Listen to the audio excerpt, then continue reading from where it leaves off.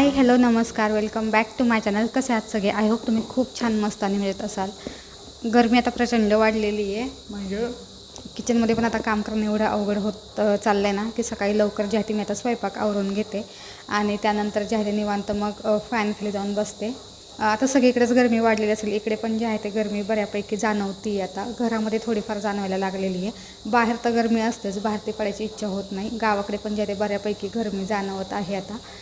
पण ना इथल्या आणि गावाकडच्या गरमीमध्ये काय फरक आहे माहिती आहे का? म्हणजे आशूला जर इथे मी ठेवलं ना घरामध्ये की त्याला माहीत असतं की आपल्याला ना संध्याकाळशिवाय बाहेर ते नेणार नाही. त्याच्यामुळे तो माझ्याकडे अजिबात हट्ट करत नाही की त्याला बाहेर जायचं किंवा उन्हात जायचं. त्याला एकदा सकाळी आम्ही लवकर फिरून आणतो, जास्त ऊन होण्याआधी. त्याच्यामुळे तो छान असा फिरून येतो आणि डिरेक्टली आम्ही संध्याकाळी त्याला जे आहे ते 6:30-7च्या दरम्यान खाली घेऊन जातो फिरायला. आणि म्हणजे तो बराच वेळ खेळतो खाली आणि मग जेव्हा तो वरती परत येतो. पण तो ना गावाकडे गेला की काय करतो ना, म्हणजे ना त्याला एकतर तिकडे सगळं रान मोकळं असतं, त्याच्यामुळे तो सारखा बाहेर जातो. आणि मग गावाकडची गरमी माहितीच आहे, म्हणजे ना जास्त जाणवत नाही पण तो सारखा उन्हामध्ये जातो. मग फरशी तापलेली असते, पुढचं अंगण तापलेलं असतं, मग त्याला ते काही देणं घेणं नसतं. त्याचं म्हणणं असतं की बाहेर चल, म्हणजे ना बाहेरून जाऊन आला की ना फक्त जेवण वगैरे करतो, घरामध्ये थांबतो की लगेचच जे आहे पुन्हा एकदा बाहेर चल म्हणतो. दुपारी झोपेल तेवढंच काय तो शांत असतो. प्रत्येक ते 4-5च्या दरम्यान त्याला पुन्हा एकदा बाहेर जायचं असतं. त्याच्यामुळे ना तो तिथे ना अजिबात घरात थांबत नाही. पण इथे त्याचं तसं नसतं, त्याला घरात थांबावं लागतं. की ना त्याला ना आमच्या सोसायटीमध्ये ना छोटीशी पार्टी ठेवलेली आहे. पार्टी इन द सेन्स की इथे ज्या लेडीज असतात ना की मग त्यांनी ना असं बरेच दिवस झाले एकत्र आले नव्हते, बरेच दिवस काही असं छोटा मोठा कार्यक्रम झाला नव्हता.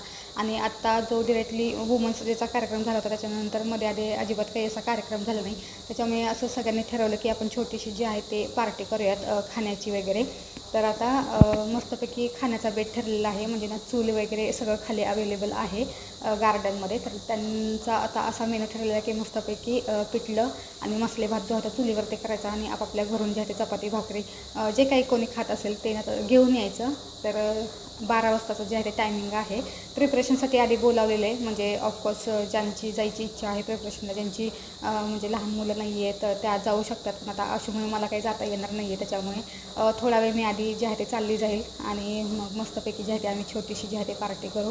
असं केल्यामुळे काय होतं ना की सगळ्या ज्या आहेत ना लेडीज त्या परत एकत्र येतात. नंतर तसे ना फक्त जेव्हा कार्यक्रम असतात ना तेव्हाच आम्ही जे आहे ते एकत्र येतो. आणि कधी जर भाजीची गाडी येणार असेल तर त्या दिवशी जे आहे ते आम्ही फक्त खाली एकत्र येतो. नाहीतर असं कोणी ना कोणी कोणाला भेटत पण नाही. मुलं खाली खेळत असतात, मला आशूला घेऊन खाली जावं लागतं.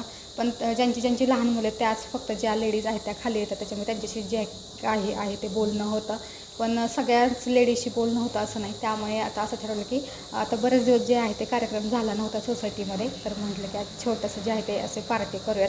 आणि चुलीवरचं जेवण म्हटलं तर कुणाला नको असतं, त्याच्यामुळे म्हटलं की चला मस्तपैकी जो आहे तो पिठलं भाकरी किंवा चपातीचा आणि मसाले भाताचा असा जो आहे तो आता बेत ठरवलेला आहे. मी ना आता आशूच्या बाबांपुरता स्वयंपाक करणार आहे, म्हणजे भाजी जी आहे ती आता मी त्यांच्यापुरती केलेली आहे. चपात्या करायच्यात मला आता पटकन. म्हटलं की गरमी जाणवायच्या आत चपात्या करत, कारण काय होतं ना की एकतर किचनमध्ये पण गरमी जाणवते आणि त्याच्या सोबत गॅससमोर जर उभं राहिलं ना तर आणखीनच ती जी आहे ते हवा समोरून येते. त्याच्यामुळे ना पूर्ण जे आहे ते गॅसची म्हणजे गरम हवा जी आहे ना त्याच्या तोंडावरती बसते, त्याच्यामुळे जास्त घाम येतो. कारण वारं जे आहे ते अशा समोरच्या दिशेने येतं, त्यामुळे ना खूप जास्त गॅसची म्हणजे गार हवा सुटते पण गॅसच्या झळ्या एवढ्या गरम येतात ना की त्याच्यामुळे ना खूप जास्त गरमी व्हायला सुरुवात होते. मग म्हटलं की पटकन जे आहे ते आता चपात्या करून घ्याव्यात. मशीन लावलेली आहे. आता आशूला पहिल्यांदा बाहेर ते काढायचं आहे, त्याचं सगळं आवरते आणि मग जे आहे त्या चपात्या करून घेते. आशूला पाण्यातनं बाहेर काढलेले आणि आशूने त्याचं स्वतःचं खेळावं म्हणून मी त्याच्यासाठी ना कलर आणले होते. आणि एका प्लेटमध्ये ना हे सगळे कलर जे आहे ते मी त्याला काढून दिलेले आहेत आणि छोट्याशा वाटीमध्ये जे आहे ना ते पाणी दिलेले आणि त्याला मस्तपैकी जे आहे ते स्टँडिंग लाईन आणि स्लिपिंग लाईन आज मी शिकवलं आणि तेच काढतोय. आणि तेवढ्या वेळात म्हटलं की आपण पण आपल्या चपात्या करून घ्याव्या. तो जोपर्यंत बिझी तोपर्यंत माझी सगळी कामं होतील. आणि लहान मुलांना बिझी ठेवायचं असेल ना तर ना कलर हा खूप छान ऑप्शन आहे. म्हणजे तुम्ही पण तुमच्या लहान मुलांना कलर देऊन बघा, एका जागी शांत बसतील. आपली जोपर्यंत कामं होत नाही तोपर्यंत त्यांचं खेळत राहतील.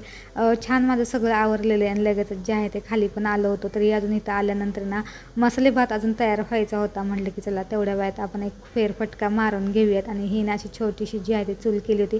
बेसन ऑलरेडी झालं होतं, आता इथे फक्त जे आहे ते मसाले भाताची तयारी चालू होती. आणि हे यांचं जोपर्यंत होते तोपर्यंत म्हटलं की आपण एक गार्डन गार्डनमध्ये फेरफाटका मारून येऊयात. आणि हे ना एक दुसरं झाड आहे, म्हणजे गार्डनमध्ये जे आहे ते फणस एवढे सारे जे आहे ते फणस यायला लागलेले आहेत, म्हणजे खालपासून ते वरतीपर्यंत जे आहे ते खूप जास्त जे आहे ते याला फणस लागते. आता हे ना पुढच्या महिन्यात पिकले ना की हे फणस जे आहे ते काढणार आहेत आणि सोसायटी असतील म्हणजे राहणारे असतील त्यांना सगळ्यांना जे आहे ते हे फणस वाटतात, सगळ्यांना जे आहे ते शेअर करून खातात. इकडे असंच असतं. आणि मी पहिल्यांदाच एवढं जे आहे ते मोठं फणसाचं झाड बघितलेलं आहे. एक आमच्या सोसायटीच्या पाठीमागे पण आहे, पण ते छोटंसं, त्याला 3 ते 4च जे आहे ते फणस लागलेत.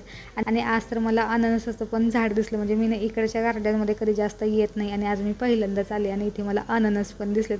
मी तर हे पण झाड पहिल्यांदाच बघितले. तुमच्यापैकी किती जणांनी हे अननसाचं झाड बघितले ते मला नक्की कमेंट करून सांगा. आणि हे ना आमचं छोटंसं असं जे आहे ते गार्डन आहे, म्हणजे प्रत्येक प्रकारचं जे आहे ते इकडे झाडं लावलेलं आहे. जेव्हा पावसाळा चालू झाला होता ना तेव्हा तिथे जे आहे ते ट्री प्लांटेशन केलं होतं. त्याच्यामध्ये आवळा, सीताफळ, आंब्याची झाडं, वेगवेगळ्या प्रकारची जे आहेत ते इकडे आम्ही झाडं लावली होती. आणि त्यातली जे आहे काही झाडं मोठी पण झालेली आहेत.